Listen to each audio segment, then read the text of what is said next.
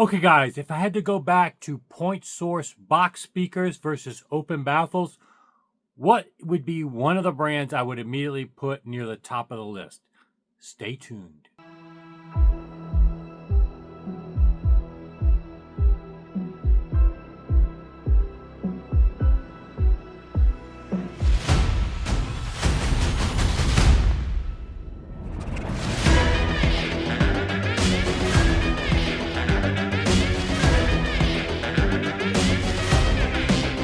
Okay, guys, welcome back to the channel. Yes, I changed out of my crazy outfit.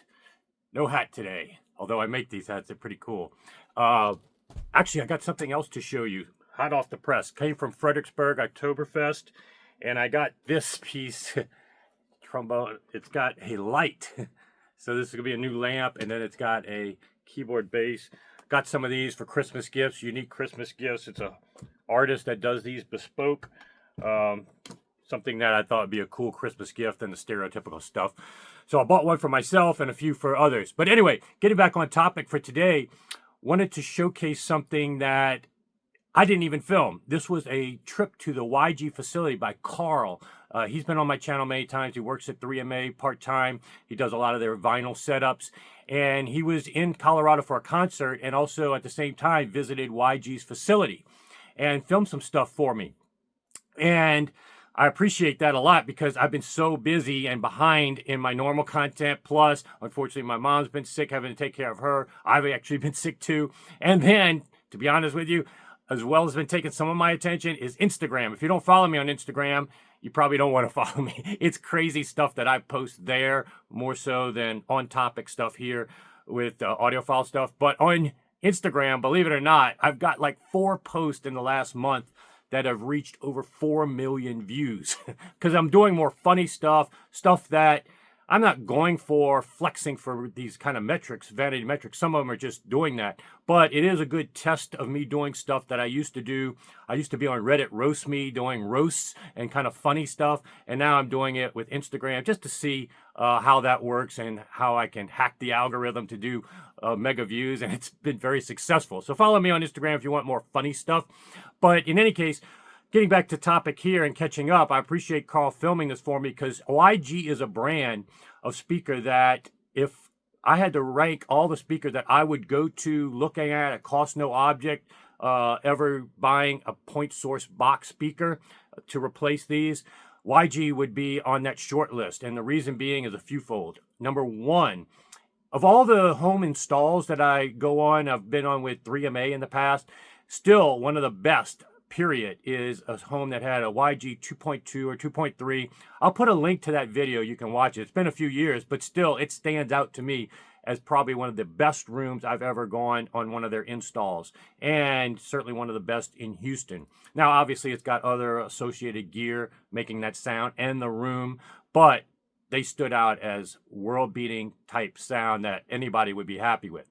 The other thing I like about YG is, yes, it's expensive stuff, but they do what you expect a company that's doing expensive, bespoke, over-engineered. Some people may criticize over-engineering, but that's what people expect at those prices. The nth level of engineering and prowess, like you see in a Rolex and high-performance cars. This is what you expect to see, and you see it with YG. From their circuit board, I did a YouTube short showing you that. You're going to see much more in this video of what they do behind the scenes and internally, and even making their own drivers. It's not like they go to an OEM and then they come up with this unique SKU and they say, oh, it's custom made for us. You know, no, they are doing a lot of stuff in-house, stuff that you expect. And then on top of that, I am an open baffle fan because I don't like box colorations. In particular, a lot of speakers with ports and the box, you have the coloration of the box, and then the port sometimes has chuffing on some designs, not all, but then also any frequency below the tuning of that port seems to have problems. And I'm more sensitive to those things than the trade-off of open baffles. But, like I always say, there's no one best for anybody. Certainly, if I didn't have DSP and the room treatments that I have in this room, this probably wouldn't be my choice of speaker, because with open baffles, the trade-off is you're going to have the back wave getting equal signal as the front wave. And what that does with all open baffles is create at some point at your listening position, not at 1 foot away. These speakers are going to measure great at 1 foot away, but at your listening position, once you take into account room reflections, that back wall reflection, at some point, the waves will meet with the front wall and cause some cancellations at your listening position. Guaranteed. I mean, it's physics. You can't get away from that. So you have to have, with open baffles, you have to have this. If you value high fidelity metrics and a flat frequency response, you have to have either or, probably both, back wall type absorption to address some of these frequencies and anomalies.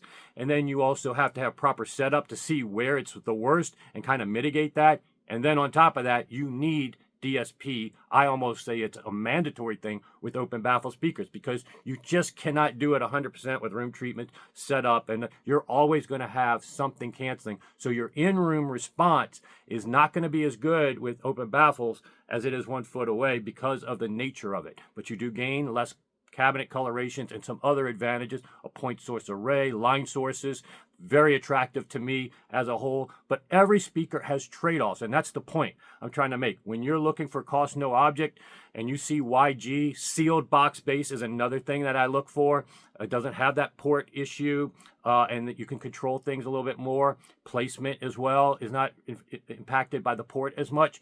So everything about what a sealed box point source speaker, YG, I think, is doing at the very top level. And on top of all that, they're doing active versions, which, as you heard with Andrew Jones, one of the most legendary speaker designers, it is a superior approach. If you know how to match an amp to each driver, control that, you are doing the synergy for the customer instead of letting them guesstimate.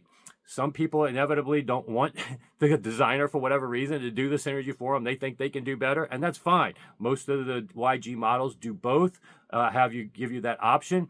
But for people looking for that nth level of extra performance, Active Now can give you that. Done right, it can be exceptional and take that ceiling of performance from a passive speaker even higher. So enjoy this video. I'm probably going to have a Zoom at some point with them where I can ask some questions, because this is strictly Carl's video. So make sure you put in the comments any questions you might have, anything you want me to follow up on with YG, because it's definitely a speaker company that's been at the shows. This has been their year at the shows, really impressing me, and I think you'll be impressed with this video. Enjoy, guys.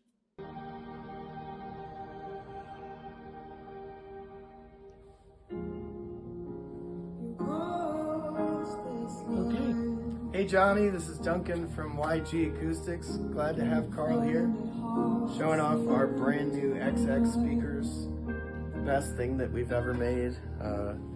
It's the distillation of the 4 tower down into 2. And Carl's heard the sub bass in here in this room. It's quad ampable if you want to go crazy. But it's a smaller package and it's unbelievable. Carl will tell you all about it, so we're thrilled about it.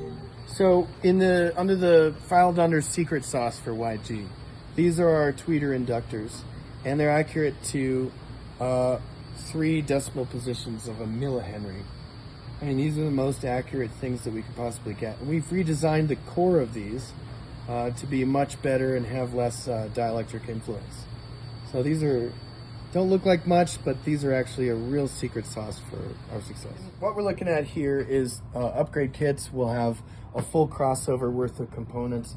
This is this is the most special capacitor that we designed and have made specifically for us. But you grab all these things and you make a new crossover with them. And this is our parts library, including all the orange stuff you see. And you know, we even play guitar, some of us. There's some time for shredding if we get our circuits built quickly. Right here we're looking at 1 channel. This is 1 speaker, bass and upper.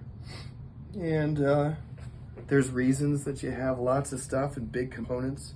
We're trying to reduce energy loss, so we're all big leads, all big components inside.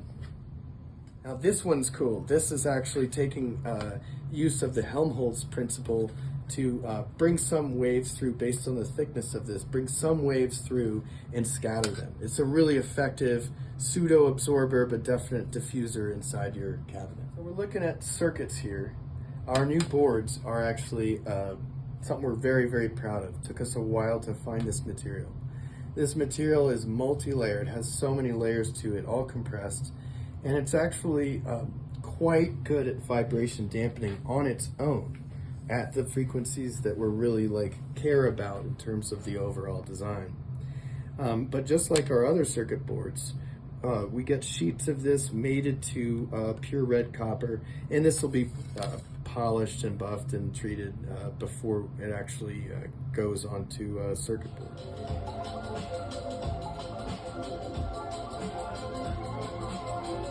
Yeah, so these baffles actually are heavier and thicker and denser than you would ever think.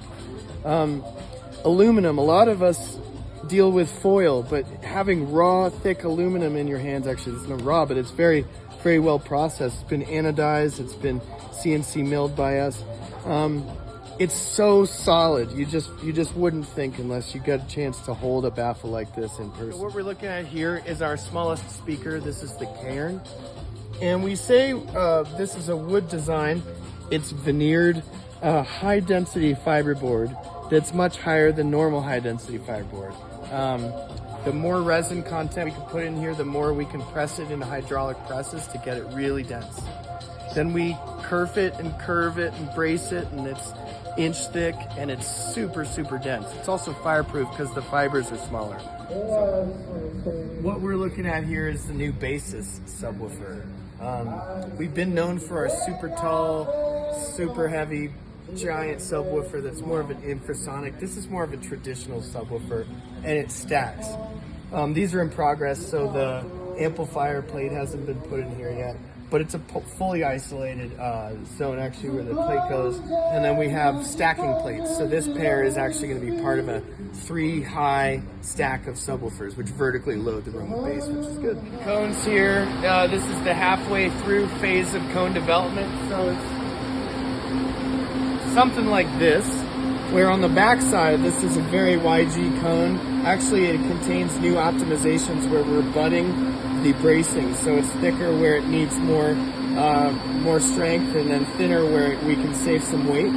And then we also do an odd number now, 1, 2, 3, 4, 5, 6, 7, rather than 8. So we're back in the CNC area just for a couple other things to look at. One of which being how many cones we can knock out on one jig. Now I tried to lift this for Carl, and I cannot. It's unbelievably heavy. But after we're done with this whole process, these are going to be feather-like. Okay. So our CNCs also handle different materials. This is Delrin, and this is actually a base in progress for one of our Peach speakers. The very bottom of it is made like this, so that the crossover that's mounted right in that little plinth doesn't interact with any of the aluminum that's nearby. CNC, it's a 4-axis from DMG Mori, which is 2 companies that have merged in recent years.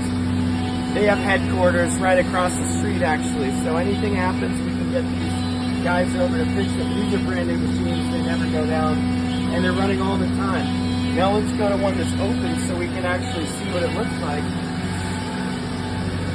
You can see in here, we are just about finished. And that's a new thing for YG. We used to have other processes that have to happen before we can go to anodizing and get fully finished. This thing's ready to go right off the machine. And these machines actually use new tips and new drill bits that shoot coolant through them. It's a through coolant system, and that eliminates any kind of refinishing afterwards. So part of the thing that we're bringing to new YG is a lot more efficiency and a better way to do most things that we're trying to do.